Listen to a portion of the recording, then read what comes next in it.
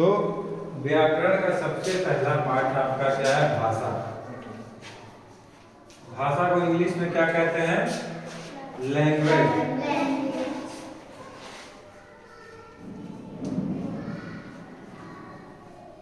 जैसे कि तुमको कोई बात किसी को समझानी है, जैसे कि तुम ये मानो ये नित्यांश है, नित्यांश का पेट स्कूल में दर्द होने लगा। क्या होने लगा? दर्द होने लगा। तो ये कहाँ जाएंगे?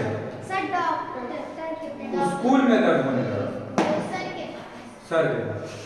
सर का ये ऑफिस है, सर यहाँ पे कुर्सी लगा के बढ़िया से आराम से बैठे हैं और अपना लैपटॉप में पिक्चर देख रहे हैं। तो ये ऐसे ऐसे चलते हुए जाते हैं, यहाँ खड़े हो जाते हैं, तो क्या होगा? कुछ बोलता नहीं, बस खड़ा हो जाता है। तो क्या होगा? कुछ बोल, इशारा भी नहीं करता कि ये कुछ है, तो क्या होगा? तो नहीं समझ में आएगा ना। तो नित्यांश को क्या करना होगा? नित्यांश को बोलना पड़ेगा, sir may I come in and I am not feeling well, तो मुझे घर जाना है। तो नित्यांश क्या होगा? नित्यांश अपने घर जाने के लिए नित्यांश को ये बात बताना पड़ेगा। बिना बताए समझेगा टीचर जो भी बैठा ऑफिस में नहीं। तो जब नित्यांश कहेंगे sir I am not feeling well, I have headache या जो भी चीजें, तब सर कहेंगे, तब सर क्या कहेंगे? इट्स ओके बेटा, आप स्टाफ रूम में बैठिए, I am calling your papa mummy, तो वो आएंगे आपको लेके जाएंगे। तो ये जो अपना फीलिंग, अपनी जो बातें, अपने जो दिमाग में चल रहा है, अपने दिल में जो चल रहा है, वो जब किसी से कुछ कहता है आदमी, उसको किस जो कहने का प्रोसेस होता है उसको हम कहते हैं भाषा। भाषा का सिंपल देखो, जिस साधन से हम विचारों या बातों को दूसरों पर प्रकट करते हैं उसे भाषा कहते हैं। तो इनका ये जो बात था या विचार था वो हमसे प्रकट किए हैं। प्रकट माने जताना। जैसे कि अंशराज है, अंशराज का हो गया, नित्यांश का हो गया, आरुषि, आरुषि बच्चा, ठीक। अब ये है आरुषि, ठीक, आरुषि है ये, ठीक है। अब आरुषि क्या हुआ कि आरुषि जीके में इनसे पूछा गया वेजिटेबल का नाम बताइए और आरुषि को नहीं आ रहा था, तो प्रतिभा ने कही कि अब लेके आओ अपने पापा को। अब पापा दिन भर काम करने के बाद से घर में बैठे हैं और थोड़ा उनका मूड गुस्सैल है, अपना बैठे हुए हैं पापा, अपना बैठ के हिसाब कर रहे हैं अपना। अब ये आरुषि किस मुंह से जाए,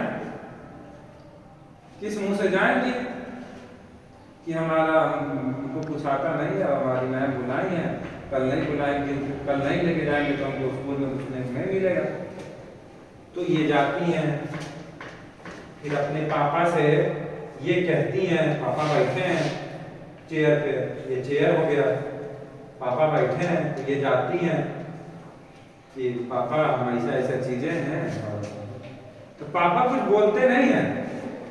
पापा क्या करते हैं?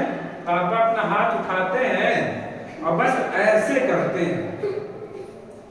तो ये भी एक तरीके का भाषा हुआ, क्योंकि इतने में आरुषि समझ गई कि पापा क्या कहना चाह रहे हैं। तो भाषा का मतलब यही ना होता है कि आप अपने विचार प्रकट करिए, अपनी बातें आप रखिए, समझे कि नहीं? yes, तो बस ये जो पापा, आरुषि पापा जो हाथ ऐसे किए हैं, वो क्या हुआ? वो पूरी कहानी हो गई, पूरी बात समझ गई आरुषि, ठीक, ये हो गया। अब क्या हुआ कि अब एक और एग्जाम्पल हम लेते हैं। अब आरोही की एग्जाम्पल लेते हैं, ठीक है।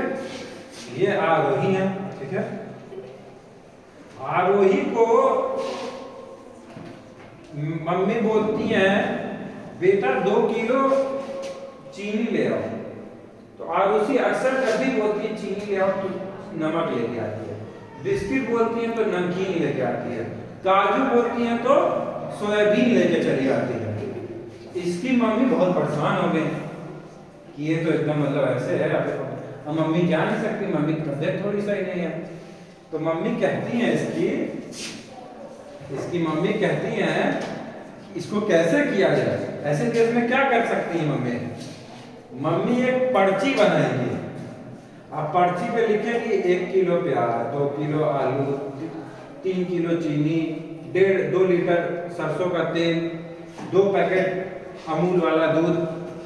तो ये पर्ची इसको दे देंगी आरुषि को, आरोही को। आरोही जब ले जाके दुकान पे, दुकान साहब ऐसे बैठे हुए हैं, तो जब दुकान पे लेके जाएगी और पर्ची दे देगी, तो वो जो पर्ची देगी तो दुकानदार समझ जाएगा। तो अब ये भी एक भाषा का तरीका हुआ ना। तो अब देखो कैसे कैसे भाषा का तरीका हुआ, 3 तरीके से हुआ। इन 3 एग्जाम्पल में आप 3 तरीके से समझे। जैसे नित्यांश आए मेरे पास और नित्यांश ने बोला ना, तो उसको कहेंगे मौखिक। मुख माने मुंह, मौखिक, इससे याद कर सकते हो, मुंह से मौखिक। ठीक, मौखिक भाषा, बोल के अपने भाषा बातों को प्रकट करना या समझाना।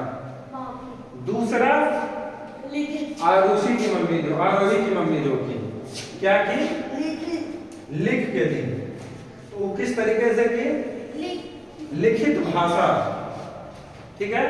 और तीसरा आरुषि के पापा क्या किए थे,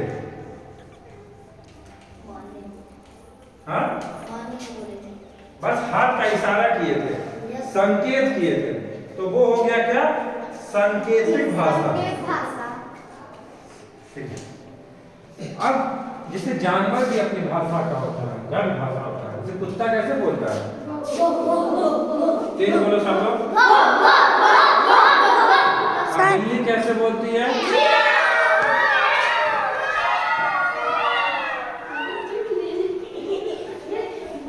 बिल्ली कैसे बोलती है, गाय कैसे बोलती है। तो वो पशुओं का भाषा होता है। ठीक है। तो भाषा का मतलब यही होता है। अब समझ में आ गया सबको। ठीक है।